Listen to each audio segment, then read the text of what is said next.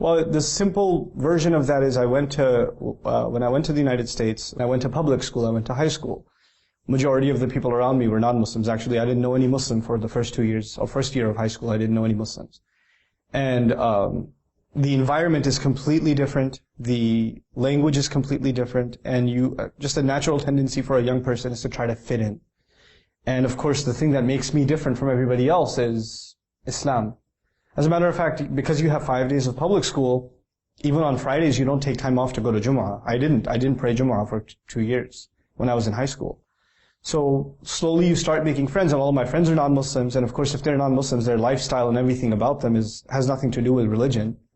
And so I start adopting, what they do, and my parents don't expect me to change, so I was kind of someone else at home and someone else when I left home for school. I think to this day, and I don't think it's just in America. I think that a lot of these values that we hold dear in Islam, they're not even promoted enough or properly enough, even in Muslim society. I used to think, before I traveled outside of the US, that what I went through is something it's specific to me. It doesn't happen to other people. As a matter of fact, it's happening to millions of people even today. And a point came where, you feel guilty when you're living a life that is against the teachings of your religion. And you nobody likes to feel guilty. So eventually you have to decide, either you're going to accept a religion, or you don't want to feel guilty anymore, and you just get rid of the thing that makes you feel guilty. Just kill your conscience and just do what you want to do. And that's the road I chose to take at one point. It reminds me of a hadith, الْمَرْءُ عَلَى دِينِ خَلِيلِهِ فَلْيَنْظُرْ أَحَدُكُمْ مَنْ يُخَالِلُ. I was completely away from Islam, even early on in college. And I happened to meet, قَدَّرَ اللَّهُ مَا شَاءَ فَعَلَ. I just happened to meet this young person who was putting up a flyer for the Muslim Student Association. And I asked him what that was about, and I thought, if it's a Muslim Student Association, they must have the best parties, because they must get Muslims from all the countries at their parties. So I asked him, do you guys party? And he said, yeah, we party. But when I went, it was just these two guys, and they're discussing something about the Quran or something. I thought, this is not a place for me. But these guys were really nice to me. And they started spending time with me, they were giving me rides home, and slowly but surely, I still wasn't praying or anything. But one day, one of those friends, he just pulled over to pray.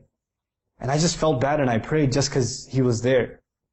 And I just got a taste of it, and before I knew it, I was praying 5 times a day again and relearning how to pray. I didn't even remember how many rak'ah there were in Maghrib, and what do you recite, when you sit in Qu'ud. I had to go through all of that over again.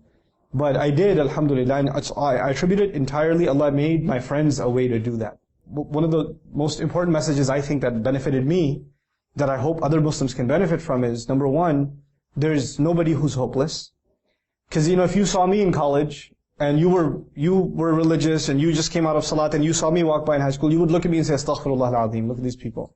I was one of those guys. But then somebody decided not to judge me, and just think of me as just a human being who has some goodness in them, And we have to do that for other people. We have to have some patience with them in giving them Islam, And it's not going to happen overnight. And this brother that I'm talking about, one of my best friends in life, he never actually gave me da'wah to Islam.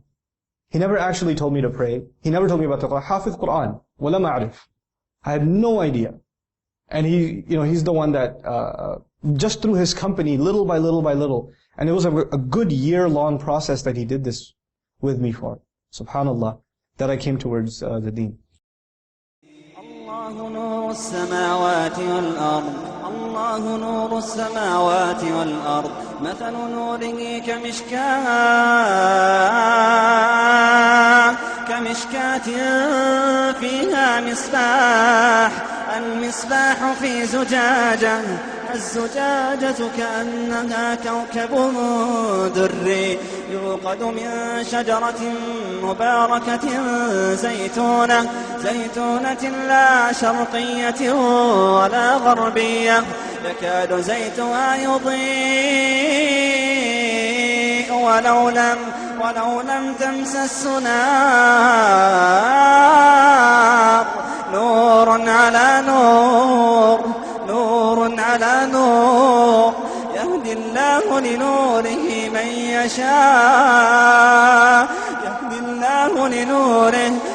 الله لنوره من يشاء يضرب الله الأمثال للناس والله بكل شيء عليم.